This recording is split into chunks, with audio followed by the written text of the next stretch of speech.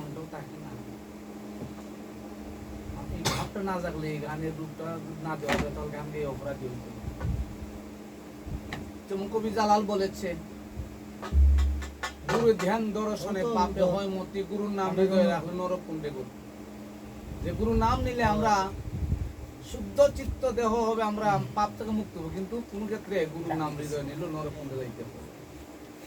অর্থাৎ যদি সেই ভাবের ভাবিক না হইয়া লোক দেখানো এবাদত আর লোক দেখানো গুরু সেবা করলে এটা এই সেবাতে আরো অনেক পাপের সৃষ্টি করে। যদি সেই ভাবটা নিয়ে সেই প্রাণবন্ধু গান গাওয়া যায় না, আমরা যদি সাধারণ দুনিয়াদের অর্থের লোভে পড়িয়া মানুষকে নাচাইয়া এই গানগুলা গাই, তবে এটা জ্ঞানীদের মধ্যে না গাওয়াই ভালো, লাভ থেকে লোকসানটি বেশি হয়।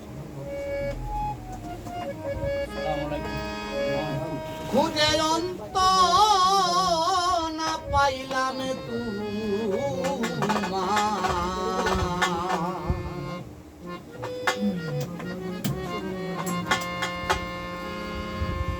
ওরে কি দিলে তুমি রে আমার,